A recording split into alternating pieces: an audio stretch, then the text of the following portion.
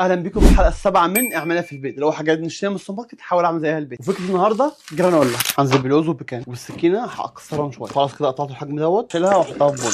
هنزل عليه فستق وجوز هند كده ناعم، الرولد اوتس او الشوفان، قرفه وبامكن سيد، سيا سيدز، رشه ملح. دي كل مكونات الجافه هقلبها مع بعض كويس. وهنزل بزيت جوز هند وفانيلا اكستراكت وميبل سيرب او عسل. الميبل سيرب هيخليها لي تبقى كلها فرافيت، اما العسل هيخليها كلها تبقى قطع وتشانك. فبراحتكم شوفوا انتوا عايزين تعملوا ايه. خلاص كده هقلبهم كلهم كويس مع بعض. خلاص هنزل بيهم كلها على الصينيه وهوزعها كويس. خلاص هدخلها الفرن على درجه حراره 150 تقريبا لمده نص ساعه او لغايه لما يحمروا شويه. نص الوقت هجيب معلقه واقلبهم كويس مع بعض. وممكن احط اي فاكهه مجففه عندكم، انا عندي تين وهقطعها في حتت صغيره. وهاخد البرقوق المجفف برده اقطعه مكعبات صغيره. وعندي برده بلو بيري مجفف. خلاص كده اهيت مرت بقت لون ذهبي. وهنزل بالفاكهه المجففه اللي انا قطعتها اوزعهم بس كويس بايدي عشان هم ملزقين في بعض. خلاص برد، اقلبه كله مع بعض كويس. وريحه جوز الهند معبيه الاوضه. فممكن تاكلوه حاف مع زبادي او اوفر نايت اوتس، وده الاكله المفضله بالنسبه لي، او مع لبن. انا المره دي هاكلها بزبادي، احط كده شويه فوق الوش وناكلها.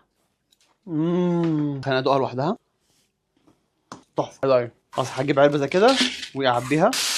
خلاص كده عندي احلى جرانولا ممكن اكلها. طبعا في افكار كتيره ممكن اعملها، فاكتبوا في الكومنتات لو حابين كل فتره انزل لكم افكار جديده، فليفرز جديده. طبعا ممكن تقعد اسبوع اسبوعين في درجه حراره الغرفه، ولو في الثلاجه او في الفريزر ممكن تقعدوا 3 4 شهور عادي. ما تنسوش تعملوا لايك وشير الفيديو عجبكم، واكتبوا لي في الكومنتات حابين اعمل لكم ايه حاجات في السوبر ماركت اعملها في البيت. سلام.